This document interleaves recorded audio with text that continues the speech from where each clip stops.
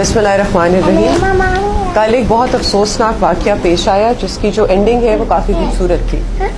6:17 पे हमें कल कॉल आती है कि एक बच्ची जो है वो फालूदा वाली गली, थाना जो इचरा की हदूद है, उधर से किडनैप कर ली गई है। हमारे सामने जो फुटेज आती है उसके अंदर हमें नजर आता है कि जो एक शख्स है वो बच्ची को लेके जा रहा है। बच्ची को जब आइडेंटिफाई किया है हमने तो बच्ची 5 साल की थी, उसका नाम किजरा था, उसने गुलाबी रंग की फ्रॉक पहनी हुई थी और ग्रेश रंग की पैंट्स पहनी हुई थी। हमारे पास ये इनिशियल इन्फॉर्मेशन होती है, हमारी टीम्स कमांड की जाती हैं बाय SHO जो हैं हमारे एतजाज, हमारे इन्वेस्टिगेशन इंचार्ज जो हैं वो भी अपनी टीम्स को लेके आते हैं, बाकी जो स्पेशलाइज्ड यूनिट्स हैं लाहौर पुलिस के वो भी इस चीज़ को इंटेरोगेट और इन्वेस्टिगेट करना शुरू हो जाते हैं। इस प्रोसेस के अंदर हमारे सामने जो फुटेज आती है उसमें नजर आता है कि कोई तकरीबन 6 फुट की हाइट का आदमी जो कि 18 से 20 साल की उम्र का होगा वो बच्ची को लेके जा रहा है। ये जो आपको फुटेज नजर आ रही है उसके अंदर उसके हाथ में एक शॉपर है। ये शॉपर वो बच्ची को पिक करने से पहले इर्द गिर्द का कूड़ादान होता है उधर से लेता है। उसका शॉपर लेने का मकसद ये होता है कि जहाँ कैमरा उसे नजर आए वहाँ वो अपना चेहरा ढांप ले, और वो वीडियो में नजर भी आता है कि जिस तरह वो कैमरा देखता है वो अपने चेहरे को कवर कर लेता है। आगे जाके जो हमें फुटेज मिलती है जो कि अनफॉर्चुनेटली हमारी आखिरी फुटेज थी क्योंकि रात का वक्त होना शुरू हो जाता है, उसके अंदर जो मुलजिम है वो बच्ची को फिरोजपुर रोड के ऊपर लेके आता है और बाद में बच्ची को गोद में उठा लेता है। उसके बाद फिर हमारी असल ह्यूमन इंटेलिजेंस की बेसिस के ऊपर इन्वेस्टिगेशन स्टार्ट होती है। ह्यूमन इंटेलिजेंस एक ऐसा एस्पेक्ट है जो आज के टेक्नोलॉजिकल दौर के अंदर हम काफी दफा इग्नोर कर देते हैं, और यही सबसे इंटरेस्टिंग पार्ट बनता है इस केस का, जहां हमारे SHO साहब, हमारे यावर अब्बास जो हमारे अपर सबऑर्डिनेट हैं और उनके साथ कांस्टेबल्स पूछना स्टार्ट करते हैं इर्द गिर्द के बच्चों से कि क्या आपने ऐसा कोई शख्स देखा है। थोड़ा सा आगे जाके किसी दरबार के पास गालिबन या कब्रिस्तान के पास उन्हें बच्चे मिलते हैं जो कहते हैं हाँ जी ये यकीनन यहाँ आता है और नान लेके जाता है साथ वाले तंदूर से।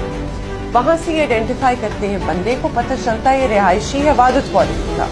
ये लोग वादत कॉलोनी पहुंचते हैं, वहां उनको उसका कजन मिलता है और दादा मिलता है। जब वो घर को आइडेंटिफाई करते हैं वहां पता चलता है कि सिर्फ माँ मौजूद है, बाप भी नहीं है, लड़का भी नहीं है। जब माँ से हम इनिशियली पूछते हैं तो वो सारी चीज डिनाई कर देती है कि उसे कुछ नहीं पता और कहती है वो अल्लाह लोग है, और वो ज्यादातर इसी तरह गायब हो जाता है। अब इस टाइम पे हमें ये है कि हमारे 8 घंटे जो गोल्डन पीरियड जिसको कहते हैं वो गुजर चुका है। बच्ची को वो जानी नुकसान भी पहुंचा सकता है। रात के 12 गालिबन 11-12 का टाइम है, और क्योंकि सर्दियों की रातें शुरू हो गई हैं तो दुकानें भी नहीं खुली होंगी जिधर से हम बाकी कैमरास देख सकें। ह्यूमन इंटेलिजेंस की बेसिस के ऊपर बाद में कॉल आती है कि भाटी गेट के अंदर एक बच्ची जो है वो रिकवर हुई है।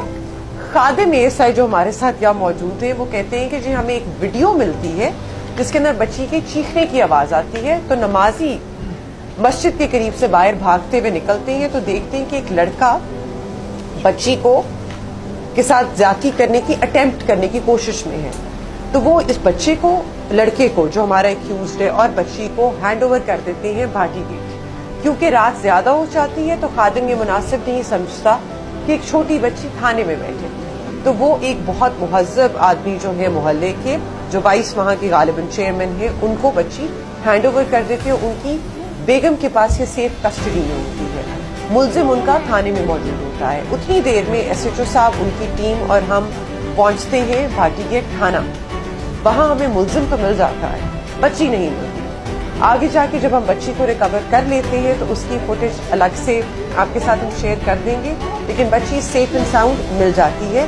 बाद में इन्वेस्टिगेशन के प्रोसेस के दौरान पता चलता है कि इस लड़की को आदत है कि पहले 3-4 दफा बच्चियां ले जा चुका है। कंक्लूजन सिर्फ इसका ये है कि हम पेरेंट्स से ये रिक्वेस्ट करते हैं कि सर्दियों की रातें आ रही हैं, आप शाम 5 बजे के बाद बच्चों को गलियों में खेलने मत दें। एक रिस्पॉन्सिबल सिटीजन होने का सबूत दें। इस बच्चे के मुतालिक भी उसके मोहल्ले में पता था कि ये पहले 3-4 दफा कर चुका है। कसूर के इंसिडेंट में भी पता था कि वो पहले ये हरकतें कर चुका है। कोई फर्क नहीं पड़ता कि वो बंदा कहाँ से उठता है, कहाँ बैठता है, किस घर से ताल्लुक रखता है, किधर से नहीं रखता, क्या वो नमाजी परहेजगार लगता है, وہ سب کچھ کرتا ہے یا نہیں کرتا. اگر وہ آئیڈینٹیفائی ہو جاتا ہے تو پلیز پولیس کے نوٹس میں ایسے سارے انڈیویجولس کو لے کے آئیں